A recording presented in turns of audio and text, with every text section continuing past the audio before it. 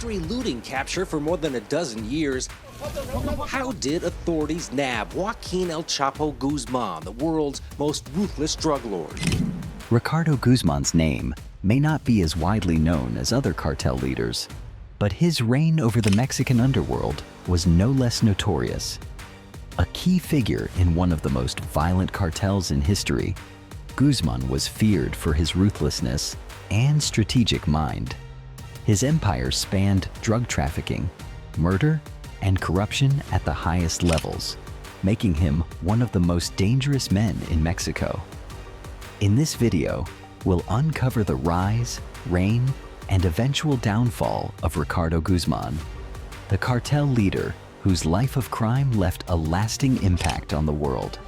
Ricardo Guzman, an alias that strikes fear into the hearts of those familiar with Mexico's brutal underworld, emerged as one of the most powerful drug lords of his time.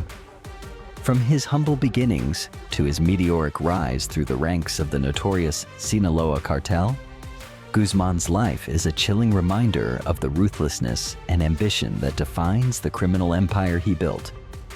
His complex and multifaceted story involves drug smuggling, betrayal, bloodshed, and a legacy that continues to echo in the corridors of organized crime and law enforcement agencies worldwide. The origins of a cartel kingpin, Sinaloa's dark roots. Ricardo Guzman's journey into the criminal underworld began in the rugged, dangerous landscape of Sinaloa, Mexico, a state known for its dense drug trade and rich history of cartel activity. Sinaloa was not just a geographical location for Guzman, it was the crucible in which his criminal empire would be forged. By the time he was born in the early 1960s, Sinaloa had already earned a reputation as a breeding ground for notorious drug lords, and Guzman's birth into a family struggling with poverty placed him directly in the orbit of this violent and lucrative world. The influence of the drug trade was omnipresent in Guzman's formative years. His neighborhood was riddled with cartel operatives, street dealers, and addicts whose lives had been destroyed by the powerful grip of narcotics. The sounds of gunfire, the constant fear of violence, and the harsh realities of life under the thumb of criminal syndicates shaped his view of the world. Guzman learned early on that survival in Sinaloa required more than just physical endurance. It required power, influence, and most importantly, control over the resources that fueled the region's underworld economy, drugs. Growing up, Guzman was forced to witness firsthand the devastating effects of addiction and violence on his community. Families were torn apart, and lives were destroyed as cartels ruled the streets. Yet, rather than succumbing to fear, Guzman's early exposure to this harsh reality sparked a deep, unrelenting desire to escape the grinding poverty he had been born into. To him, the path to a better life was clear. If he could control the drug trade, he could control his destiny. First steps into crime, petty theft to drug dealing. As a young man, Guzman realized that his survival depended on more than just desire. It demanded action. His entry into the world of organized crime did not come through a single dramatic act, but rather through a slow and calculated ascent within the criminal hierarchy. He began his criminal career with small-time offenses, petty thefts, extortion, and minor drug deals that allowed him to test the waters of the underworld and understand the mechanisms behind the illegal economy. It wasn't long before Guzman's ambitions pushed him further into the world of drug trafficking. He found that petty theft and extortion were only stepping stones towards something far greater: control of the vast drug smuggling routes that passed through Mexico, from Colombia to the United States. Guzman, ever the opportunist, understood that drug lords weren't just criminals.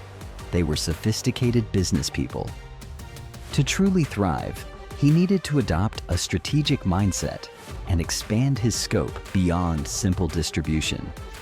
He began to build relationships with corrupt law enforcement officers, politicians, and other criminal organizations that could provide him the protection and resources he needed to grow his empire. By observing the methods of larger, more powerful cartels operating in his region, Guzman honed his skills as a drug trafficker. He studied the intricacies of smuggling operations, how to bypass law enforcement, how to move narcotics across borders undetected, and how to avoid the common pitfalls that led to arrests and exposure. Guzman's rise within the cartel world was not just about violent encounters and power plays. It was about understanding logistics, creating efficient networks, and building a reputation for being a shrewd, business-minded operator. His approach was methodical, and it was this mindset that would eventually propel him to the top of one of the most powerful criminal organizations in the world. As his reputation grew, so did his influence. Guzman's early experiences and interactions with Sinaloa's cartel leaders not only gave him access to important resources, but also served to sharpen his instincts. Unlike many in the cartel world, Guzman saw the broader picture. He didn't just want to smuggle drugs, he wanted to control the entire process, from cultivation to distribution.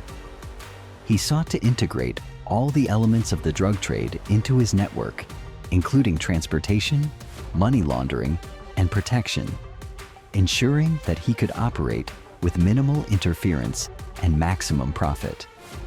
This level of ambition marked the beginning of his ascent within the cartel hierarchy. Rising through the Sinaloa cartel, the making of a cartel leader. By the mid-1980s, Guzman had earned the trust of high-ranking members of the Sinaloa cartel, particularly through his ability to devise and execute successful smuggling operations. His close relationship with Joaquin El Chapo Guzman, the cartel's leader, grew, and he was quickly promoted to a position of greater responsibility. During this period, Guzman developed a reputation for both his business acumen and his violent tendencies. He became heavily involved in cartel enforcements, ensuring that rival factions and cartel deserters faced severe consequences. At the same time, Guzman worked behind the scenes to expand Sinaloa's dominance in the drug market by setting up routes and cultivating relationships with suppliers from South America and the Caribbean. By the early 1990s, Guzman was no longer just a small-time smuggler or enforcer. He had become an integral part of the Sinaloa cartel's infrastructure. His rise was marked by his ability to handle the cartel's violent side as well as its business dealings. He created alliances with other powerful cartels and manipulated corrupt officials to protect his interests. Building the empire, smuggling routes, money laundering, and violence. Guzman's success in smuggling operations was not solely due to his own efforts. It was because of his ability to navigate a vast network of allies, informants, and bribed officials. He exploited smuggling routes that bypassed major checkpoints, transporting drugs across borders with near impunity.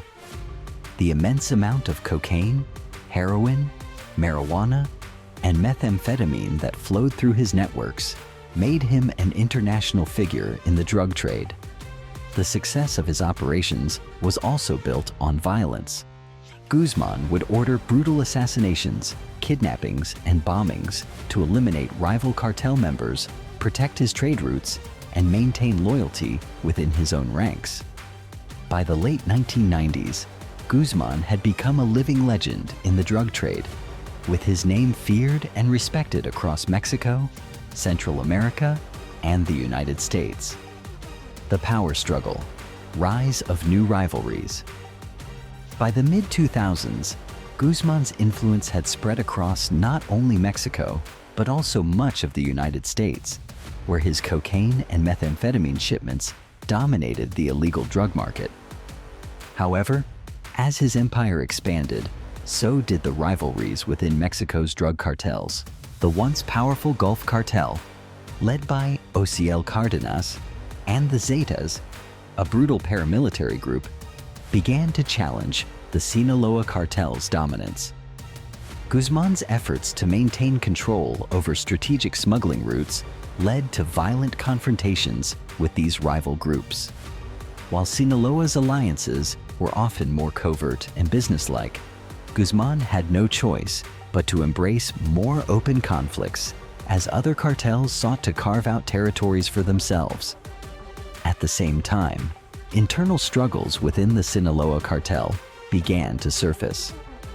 Rival factions within the cartel threatened Guzman's power, and in an effort to secure his position, he executed a series of purges to eliminate those who were seen as potential threats to his leadership.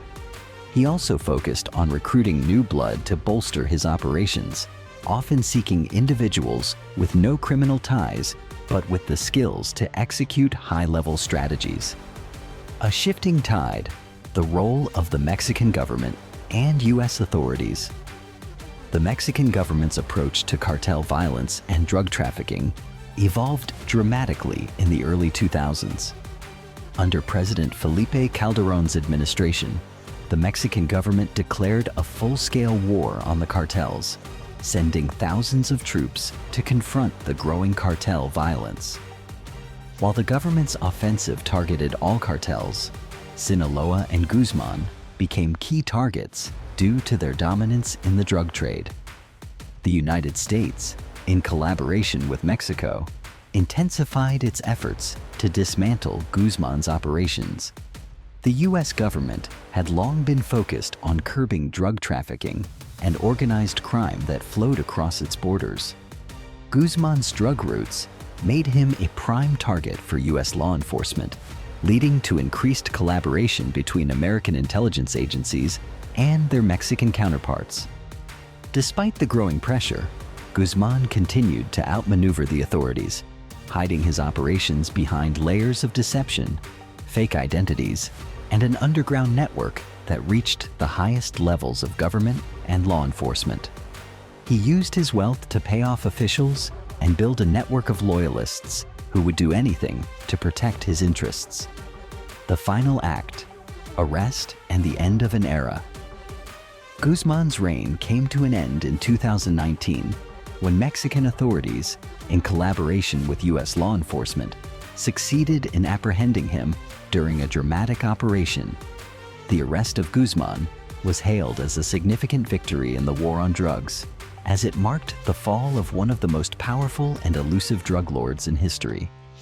His arrest sparked another round of infighting within the Sinaloa cartel, as factions vied for control of the organization. Guzman's son, who had been groomed to take over the empire, found himself in a position where he had to fight to maintain his father's legacy while avoiding the same fate. The legacy of Ricardo Guzman, a cartel kingpin's enduring influence. While Ricardo Guzman's arrest marked the end of an era for the Sinaloa cartel, his legacy continues to loom large in the world of organized crime. His ability to control vast networks of drug production and distribution, his violent methods, and his manipulation of both the legal and criminal systems made him one of the most formidable figures in Mexico's criminal history. Today, Guzman's influence is still felt in Mexico's ongoing cartel wars, with many of his former allies and enemies still active in the narco-trafficking world. His story serves as a chilling reminder of the power that organized crime can have over a nation, and how the fight for dominance in the drug trade has shaped not only Mexico's history, but the broader landscape of international drug trafficking. Ricardo Guzman's story is a chilling reminder of the brutal world of cartel leaders and the destruction they leave behind. His empire may have crumbled, but the legacy of his actions continues to echo through the corridors of organized crime. If you found this story compelling, make sure to like, share, and subscribe for more in-depth looks at the lives of infamous figures. Stay tuned for more captivating content about crime, power, and betrayal.